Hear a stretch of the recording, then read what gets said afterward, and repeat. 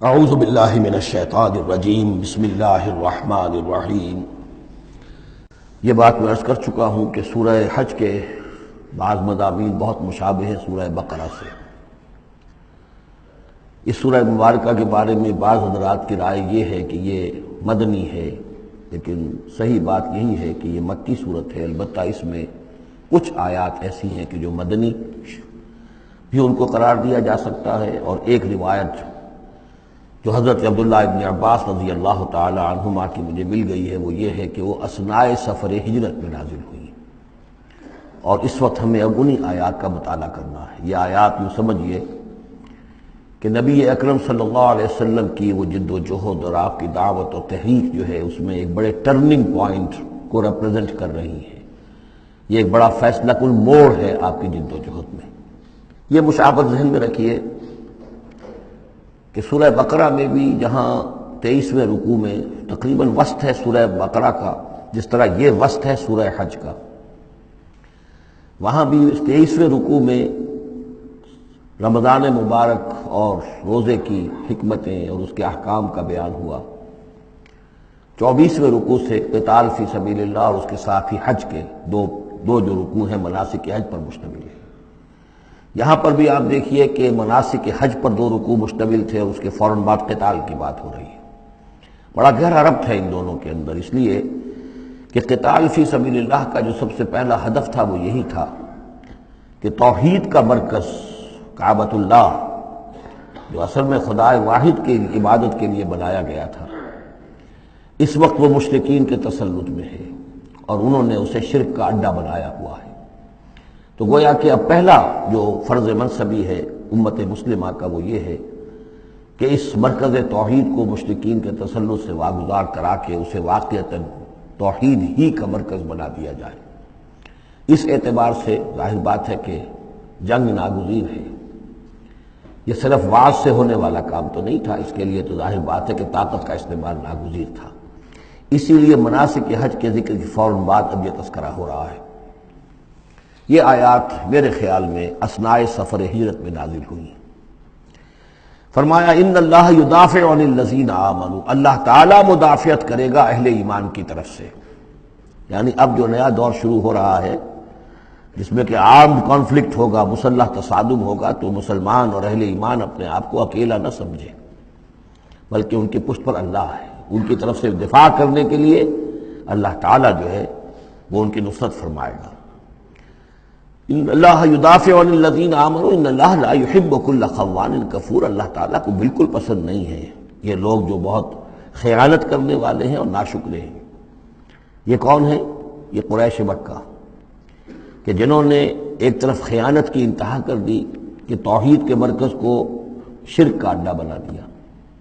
یہ امانت ہے ان کے پاس حضرت اسماعیل اور حضرت ابراہیم علیہ السلام کی، اور یہ تو اس لیے تعبیر کیا گیا تھا ربنا لیقیموا الصلاۃ، اور حضرت ابراہیم نے دعا کی تھی وجنبنی وبنی ان نعبد الاصنام، لیکن ان لوگوں نے خیانت کی ہے، ان کی وراثت کے اندر صحیح طرز عمل اختیار نہیں کیا بلکہ خیانت کی روش اختیار کی، اور کفور ہیں، بہت ناشکرے ہیں، اس لیے کہ اس گھر کی وجہ سے انہیں یہ حیثیت حاصل ہے کہ یہ مرکزی شہر بنا ہوا ہے پورے جزیرہ نما عرب کا۔ اس گھر کی وجہ سے انہیں ان کے قافلوں کو تحفظ حاصل ہے کہ ان کے اوپر کوئی حملہ نہیں کرتا، اور مشرق اور مغرب کی جو ٹریڈ ہے اس کے گویا کہ یہ ایک طرح سے پروپرائٹری ان کے پاس حقوق آ گئے، ایکسکلوسیو پروپرائٹری رائٹس، کہ ظاہر بات ہے کوئی اور قافلہ بچ کر جا نہیں سکتا قبائلی ریڈ سے اور حملے سے اور لوٹ مار سے، اور قریش کے قافلے کے اوپر کوئی حملہ کر نہیں سکتا، اسے کوئی چھو نہیں سکتا۔ تو اس گھر کی وجہ سے لإلاف قریش إِلَافِهِمْ رِحْلَةَ الشِّتَاءِ وَالصَّيْفِ فَلْيَعْبُدُوا رَبَّ هَذَا الْبَيْتِ۔ یہ جو ان کے قافلے سردیوں میں جاتے ہیں یمن کی طرف اور گرمیوں میں جاتے ہیں شام کی طرف، تو ان کو سمجھنا چاہیے کہ یہ ساری جو ان کی چلت پھرت ہے یہ تو اس گھر کے طفیل ہے، اس کی وجہ سے انہیں یہ پروٹیکشن حاصل ہے، اور انہوں نے ناشکری کی ہے۔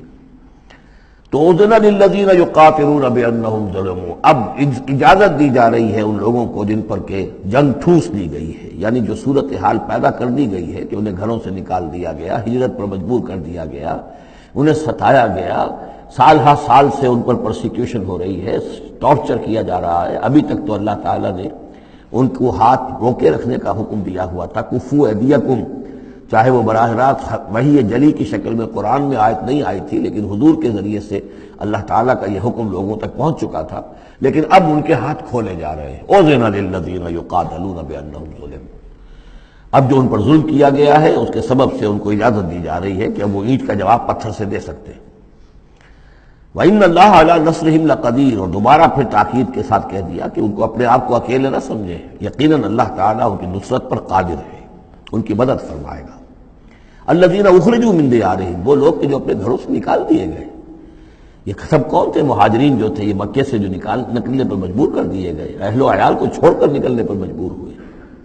الذین اخرجوا من دیارہم بغیر حق، جو نکال دیے گئے اپنے گھروں سے، اپنے علاقوں سے نا حق، الا ان یقولوا ربنا اللہ، صرف اس جرم کی پاداش میں کہ انہوں نے کہا ہمارا رب اللہ ہے، ہم صرف ایک اللہ کو مانتے ہیں اور دوسرے آلہہ کو، دوسرے معبودوں کو، دوسرے دیویوں اور دیوتاؤں جو تمہارے من گھڑت ہے، ہم ان کو تسلیم کرنے کو تیار نہیں۔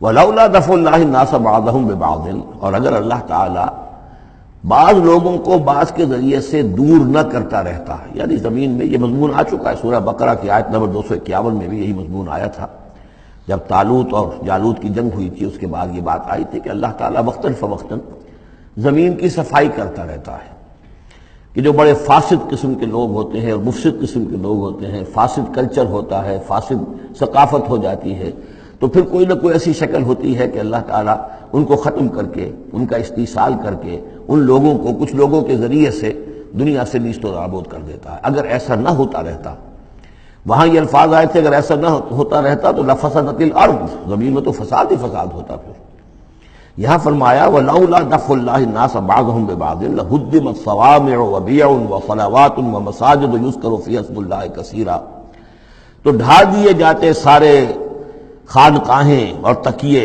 اور سارے گرجے اور کنیسے اور ساری سینیگوگز۔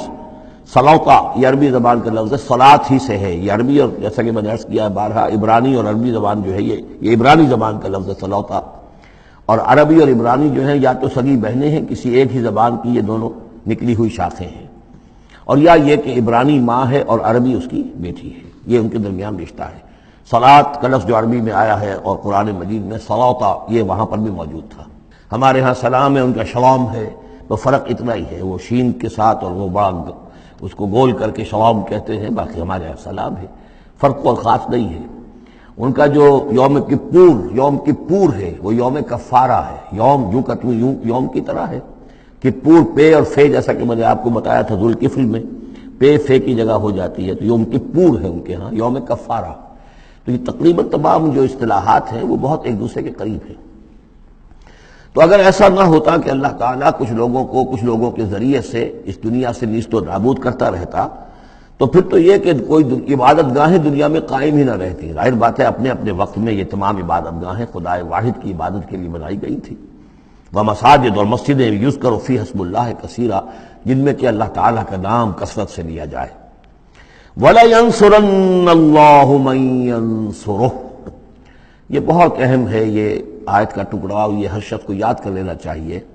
لازماً اللہ مدد کرے گا ان کی جو اس کی مدد کرتے ہیں، اس میں زیادہ زور ہے وَلَيَنصُرَنَّ اللَّهُ، عربی زبان میں اس سے زیادہ تاکید کا اسلوب نہیں ہے۔ فعل مضارع سے پہلے لام زبر کے ساتھ، لام مفتوح، اور آخر میں نون مشدد تشدید کے ساتھ۔ افعلو یہ میں کروں گا، لافعلن میں لازماً کروں گا، یہ جو انداز ہے اس میں کوئی شک نہیں۔ وَلَيَنصُرَنَّ اللَّهُ مَن يَنصُرُهُ، لیکن دوسری بات یہ آئی کہ ظاہر بات ہے کہ یک طرفہ معاملہ نہیں ہے، تم اللہ کی مدد کرو گے تو اللہ تمہاری مدد کرے گا۔ تم اللہ کے باغیوں کے ساتھ دوستیوں کی پیلیاں بڑھاؤ، اللہ کے دشمنوں کے ساتھ تمہاری جو ہے وفاداریاں ہوں، اور تم چاہو کہ اللہ تمہاری مدد کرے، یہ تو انہونی بات ہے۔ جیسے سورہ بقرہ میں ہم نے دیکھا تھا فَاذْكُرُونِی أَذْكُرْكُم، تم مجھے یاد رکھو میں تمہیں یاد رکھوں گا۔ اسی طرح وَلَيَنصُرَنَّ اللَّهُ مَن يَنصُرُهُ، لازماً اللہ مدد کرے گا ان کی۔ اسی سورہ مبارکہ میں ہم دیکھ چکے ہیں کہ اس کا یقین ہونا چاہیے بندہ مومن کو، اور یہ یقین اس کا بہت بڑا سہارا بنتا ہے، اس کے صبر کا اور ثبات کا اور استقامت کا۔ ورنہ یہ کہ اگر اس یقین، اس اللہ کی مدد کی امید کی رسی کو وہ کاٹ دے تو پھر اس کے لیے کوئی سہارا نہیں رہے گا۔ ان اللہ لقوی عزیز، اور پھر یہ کہ اللہ جو مدد کا وعدہ کر رہا ہے تو اللہ کوئی کمزور تو نہیں ہے، قوی ہے، زبردست ہے، توانا ہے، عزیز ہے، زبردست ہے۔ صدق اللہ العظیم۔